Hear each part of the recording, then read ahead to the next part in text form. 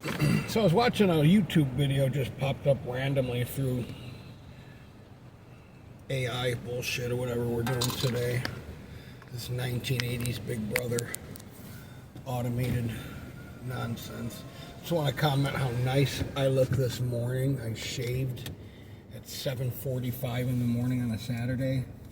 I wish my face was cleanly shaven 24/7. Tattoo regrets. I don't have any tattoo regrets, but I was watching videos of people that do, and I would tell you, I try to look at things. So my first tattoo was a tribal, right? And I don't consider it I don't consider it a regret because it led me to better ink, and it made me up my game and look at tattoos and trends.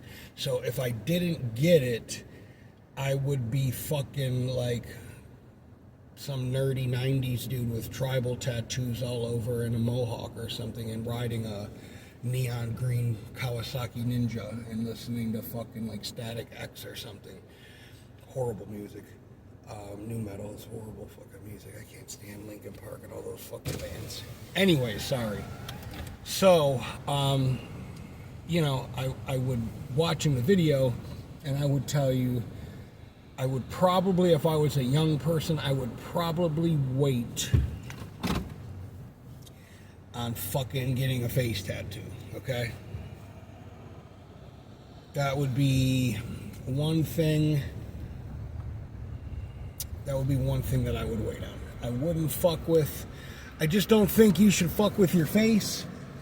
I think people, the ink world today, I mean, there are so many tremendous artists today, and that used to never be a thing. You know what I mean? Like my artist in Buffalo, Greg at Arboreal Ink.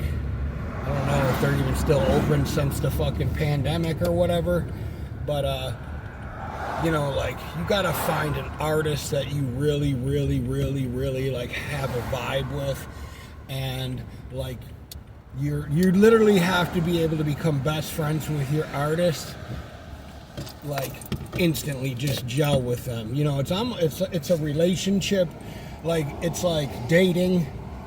It's like hiring somebody, it's like becoming friends with somebody, or, hiring a personal trainer, or not that anybody really knows what that's like, but, buying a car from, you have to develop trust in their ability. And when I looked at Greg's work, he just I know he smoked a little weed and he was fucking super creative, and his artwork, just his regular bullshit that he like painted, he was just a fucking like, I would trust him enough that if he told me, if I just, like I told him with my tattoos, I just said I want, you can't really see it right now, but I said I want, the alien. Eventually he was going to be holding, or it was going to be holding a cat. I said I want like a 50 space rocket, I want Saturn, I want some blue, purple, pink, hot pink, whatever in the thing,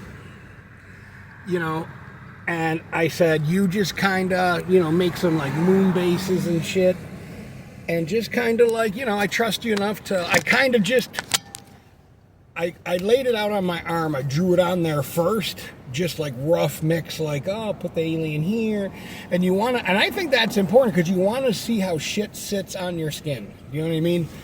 Like, if you have a thing like a wolf, do you have a fucking mole where his eye is gonna be? You know what I mean? So my thing is, I would definitely say avoid getting your face tattooed unless you're financially independent, because I don't think like people like I don't even know what the dude that does the music, he's got some pretty good music for being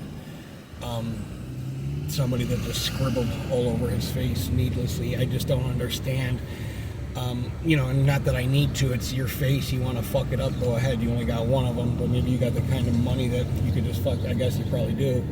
I don't know. I like my face. You know what I mean? I mean, you know, it's one thing. Like, I thought listen, when Mike Tyson originally got his face tattoo, that shit was, he wanted fucking hearts on his face, and his tattoo artist said, no way. He said, nah, that ain't gonna be cool. And Mike Tyson argued with him. And the guy's like, I'm not putting fucking hearts on your face. You're gonna look fucking stupid. And that's the kind of tattoo artist you want. You don't want to have somebody that's gonna tattoo fucking Hello Kitty under your eye. You know what I mean? Unless you've got a shit ton of tattoos. Like, if I seen somebody, they were 30-something years old, and they had a shit ton of tattoos, and they were like, oh, I really want to just get this fucking Hello Kitty tattoo on my, you know, okay, go ahead. You know what I mean? It has to be, you have to find an artist that knows how shit lays on the skin, how shading works, how coloring works. You know, there's a lot of artists out here in Tampa that fucking are really good. I see a lot of really good ink out here, but I see a lot of really bad fucking prison ink. And I've seen a lot of good ink working as a corrections officer from people that did it. And listen, if I could have got away with it and not got hepatitis or something, I would have got a fucking tattoo working at the prison by a dude that was doing tattoos, which is a big no-no. He did some fucking really good ink, man. Like, for a dude with a guitar string and a Walkman and, you know, like, whatever, I never fucked with him. I used to actually sit and like, you know, in my prison uniform, watch him, you know, just kind of like doing tattoos, and then I'd fucking remember I'm not, you know, at a tattoo parlor, and, you know, they would do it like in a fucking broom closet that was off, you know, like, just not an area that was highly traveled, that had a light. You put a little fucking, like, I'd get them some black tape to put under the fucking door so you couldn't really tell, you know, or some felt or something. But anyways, that's a whole other story. But yeah, tattoos, my only fucking advice with tattoos is, you know, or, you know, I haven't got any new ink because I haven't really had the ideas have to be like Emmett Kelly. When I got Emmett Kelly, I knew I loved that. I would see that picture. It was a picture in one of my relatives' houses, and it just spoke to me. I was doing stand-up comedy. I was traveling, so I was kind of like a hobo. I was fucking on drugs. I was damaged. I was fucking sad most of the time. My brother died, but I was out entertaining people like a fucking person that needed validation and attention, which I did at the time. You know, get something that's gonna mean something. Never get a loved one or a fucking girlfriend or boyfriend's name unless you plan on getting it crossed out. That would be my only advice.